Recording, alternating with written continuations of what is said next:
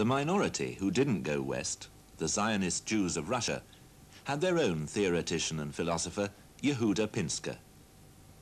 Pinsker's conclusions about anti-Semitism were precisely the same as Herzl's and were expressed years before him. According to Pinsker, those who went to America were deluding themselves. Judophobia, he had written, was a psychic disorder. Transmitted for 2,000 years, it was incurable. It followed that this incurable disease would emerge in time even here in America. Real safety could be found not here, but only in a Jewish nation-state. Jews could and must rely on themselves for their salvation. Auto-emancipation was the answer. This was the title of the pamphlet in which Pinsker developed his gloomy theories. Written in German, it was a Mahnruf, a warning cry for help to the richer, more powerful Jews of Germany and Western Europe.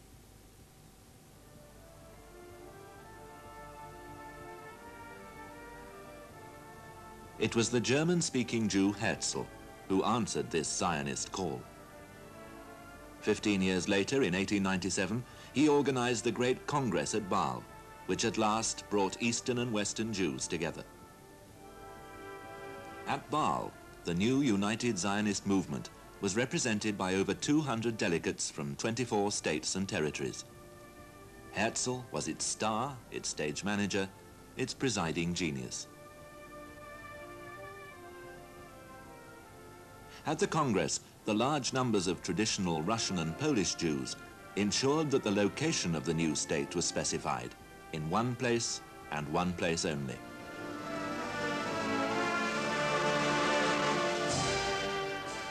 Zionism, said the preamble to its principal statement of policy, aims at the creation of a home for the Jewish people in Palestine, to be secured by public law.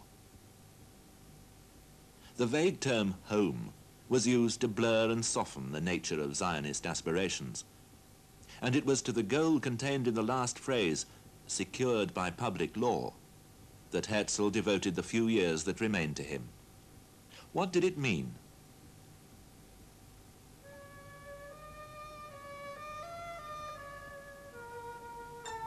Herzl knew that the population of Ottoman Palestine was largely Arab. Only by public law could a Jewish majority be created there. By a public law, he meant an international guarantee, a declaration of support and approval for the Jewish national home, either from the Sultan or some great European power. Once this had been obtained, larger-scale Jewish immigration could take place, and the Arabs would be a minority under a benign Jewish government. Herzl shared the common European assumption of his day about the disposability of less advanced countries and about the relative unimportance of what the indigenous people felt.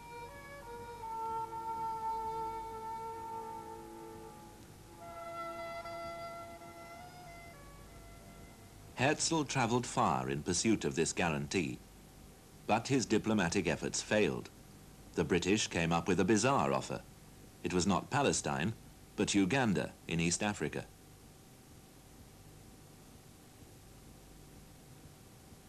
After serious disagreement which nearly split the Zionist movement in two, the proposal was rejected. About this time, in 1903, there was a particularly gruesome pogrom at Kishinev in Eastern Europe.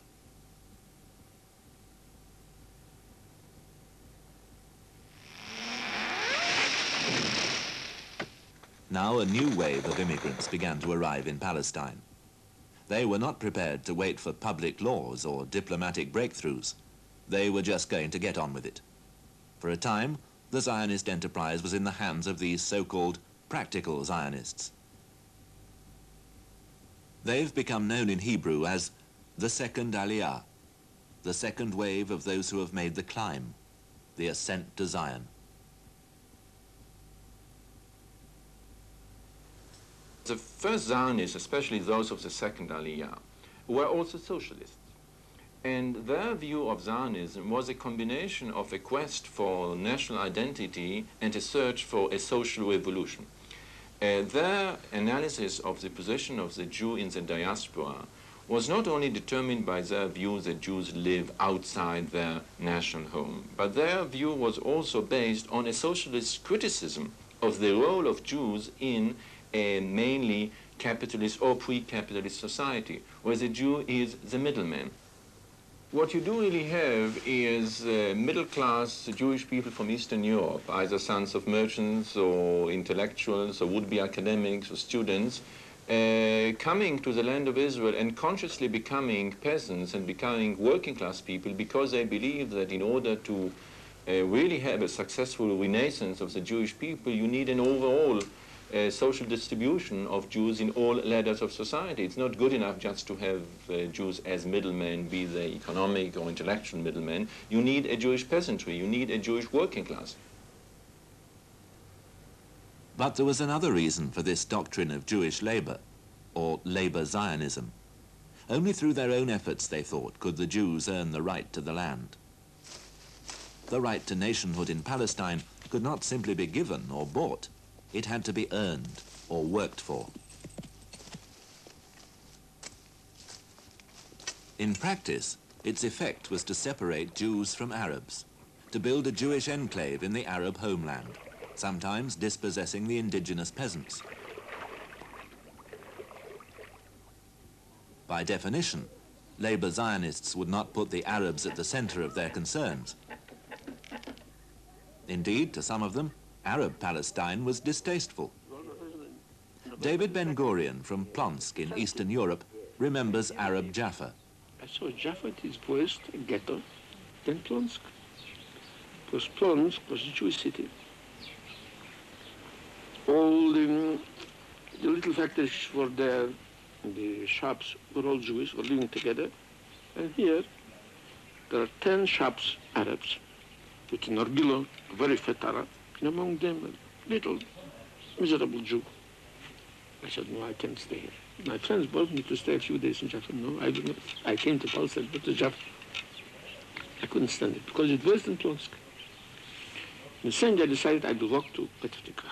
This was then the greatest colony, as we called it then, colonies, settlement. And we went there. In the evening we came to Petah Tikva. It took us 2 hours to walk. So when I came there, I said, oh, this is the land of my dreams. But it wasn't all dreams. Life was very hard. Mutual self-help, teamwork, the communal spirit were essential for survival.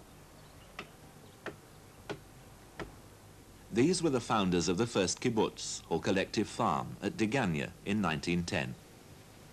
It still flourishes today. One of the original members of Degania, Miriam Singer, remembers. בין יתר הדברים היה הדחף לבוא חזרה למולדת, ואחרי כן החזרה לטבע.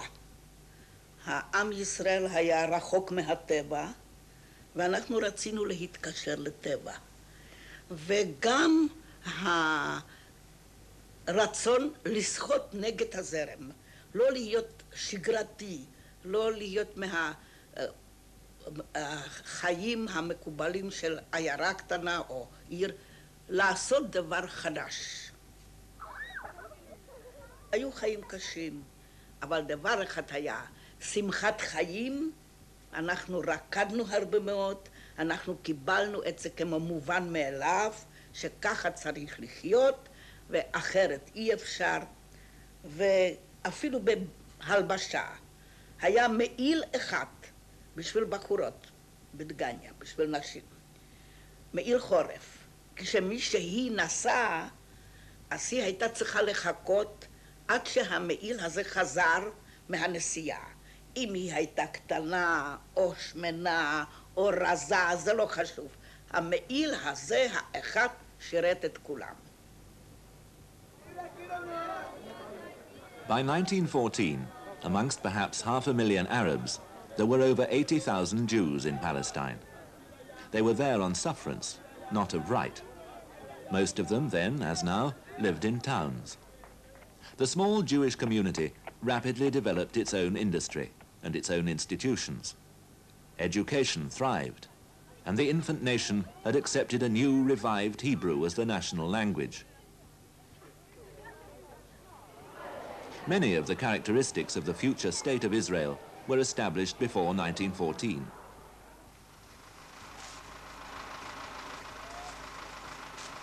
The modern kibbutz movement, still the ideological mainspring of Zionist energy, derives from the communal doctrines of the early labor Zionists.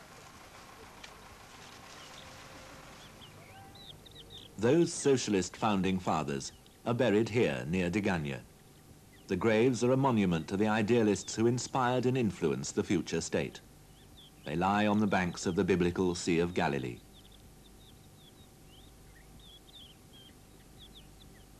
But there are monuments to the harsher reality of the origins of the state. Alexander Zeit was a leader of the Hashomer, the Watchmen, the movement of armed auxiliary soldiers who took it upon themselves to defend the scattered Jewish settlements against, amongst other things, the anger of dispossessed peasants. Affecting a romanticized version of Arab dress, in a kind of denial of their European origins, they were the forerunners of Israel's modern army. The Hashomer showed that from the beginning, violence and force were the inevitable consequence of establishing a Jewish political presence in the Arab Middle East.